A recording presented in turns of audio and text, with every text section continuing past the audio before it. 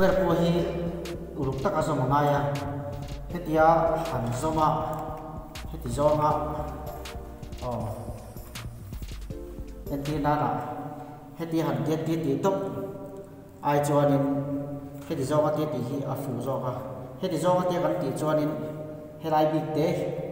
helam pang tang na velu helai big te hi tang na ulta chu akal chak thei lawa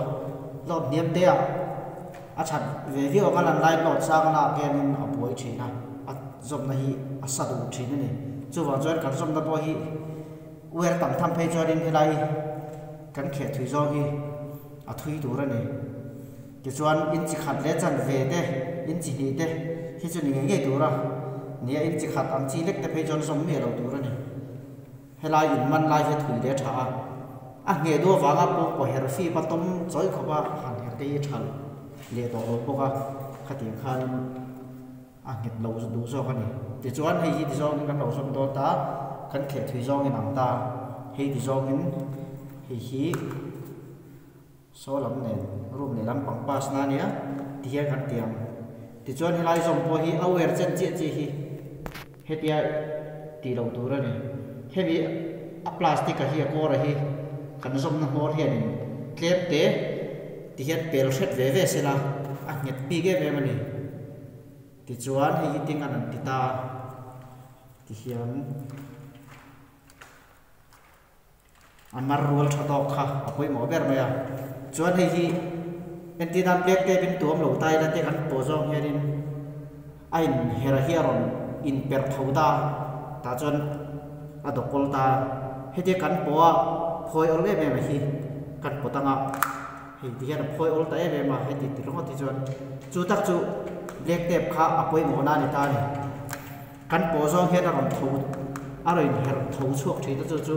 a nge lo chan kha ni maya heti han kanan tia ti khanan tia ma kan black tape anga he po hi he ta tang hian ti tan tur ne ti chuan hei a rek thiam bara a tir ber chu poi bo kan po zo ma awer pronin vial tho tur ve na khan ta a roin vial tho lo jari a nge te em thum ani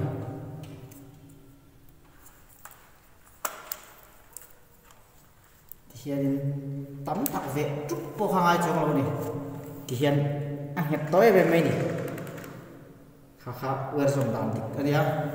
kan se yang kharin kan wer som hi a tam tham don le helai hi khe thui tur ani a thui piang ge tha ma ra chu alai kal dan thu lo wa bom pu khe thui wa kha thil tu le ni em lo to ka tu chuan ti hian chi khat le chan ve sei in ka han khe thui a en ti na na wer som hi a tha du lo sim tur lo wa he ta plug bo socket a mo kil tum ran me wer kan han pot lut fak a socket a leng lo wa kil be tu ma kan han screw thi ni chu a thalo dei zo ka ni chu mai chuan ni tianga hian a lak wa hian in ai a zong pen tu na tur bul na ya uluk tak te zong hi a him zo ka a nget zo ke rem bok ka ni tin socket a nakin a pokan nan te ra socket a te po kan wer vat thun lo kha kan herbe tu ra kha a mor hi kan khep ge tu ra nia chu apoi me me tia wer ra ha tia ka thun ri pot kha a nget to lo thina han khe let chunga han thun te kha a nget te ve bi ga ni tin te kha wer som na le clip be da nen ti na no ma ti hian ti zo gen hi a fel fai khat ta ni china he ti zo ma tia han tia he tia ti tu mang kha chu a no nai ba ba he ti lai ti zom na he ti lai te kha a tang na ta bi ke me ma sa du ta ni tu na kan tiang chon wer kal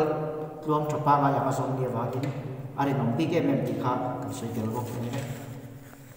chuan wer hi lu tu sa ma chuan in hianin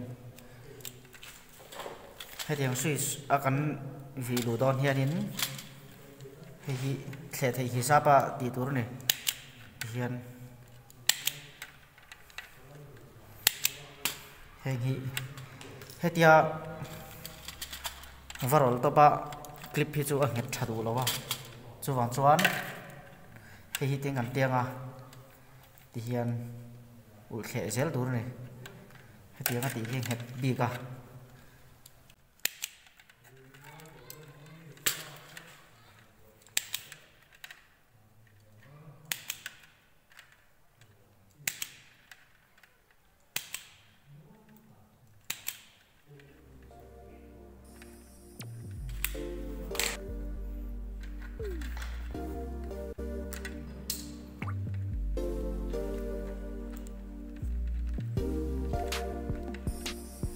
cái cho lên tổ được vào đi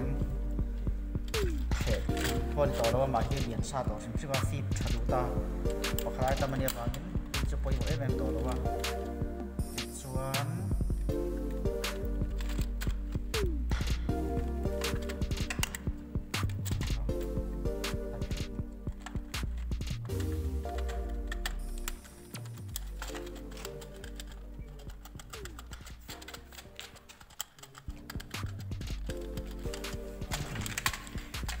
hi power lak luna a main line terania chuwang chuan heta hi inverter line te om san pa don dem lo wangin an sui song song man tom ve ka ngai wangin hemi line hi oi la ba hianin am filter tlang pok mai don ani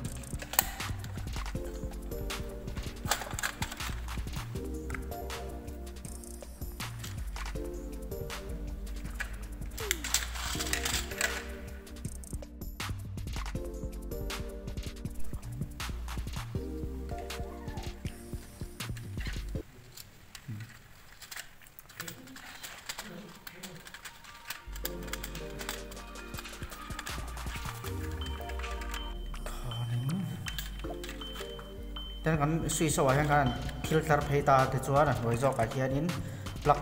socket chom tur hi lak thak le ngai wangin hi kan bu sa hi kan fit bel liang hian hi a socket line chom tu tur khania a lai ve hanan ta tai la center ve dewa ve de tur ngai tai la chuan hi a pek nan ya thi pin china chuanin a thi pin na la ya fit ani thina hi kan man ruwa electric current li kang chi te tin sound lampang a chi le computer ang a chi te noise le engemo thil nok lo hi fai tu lo thian fai tu current lek lo hi tu khania lo pai ro tu khania poi mo em mai ni ma ro chu at hi neutral ne ning ti kong ma zom mi alo tu ra nia hi se ka poi mo chuan hei hi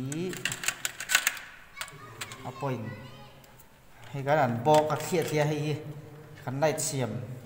ain dot dan ain ti ra hei hian phel lem ri lova 1 2 3 4 5 6 in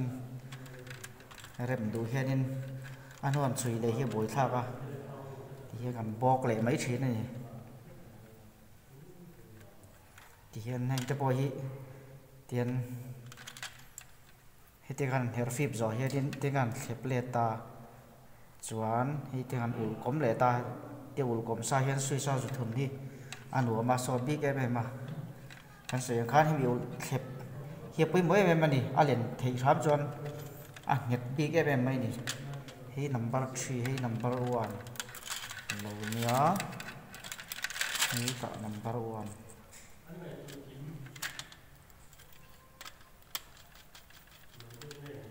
number 1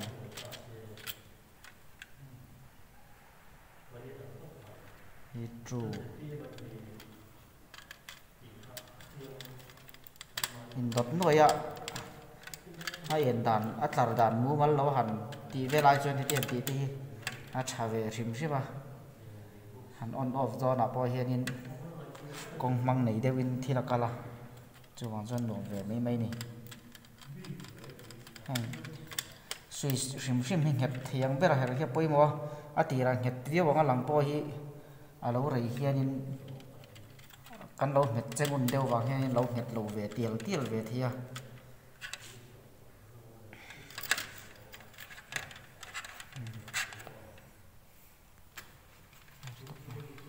khan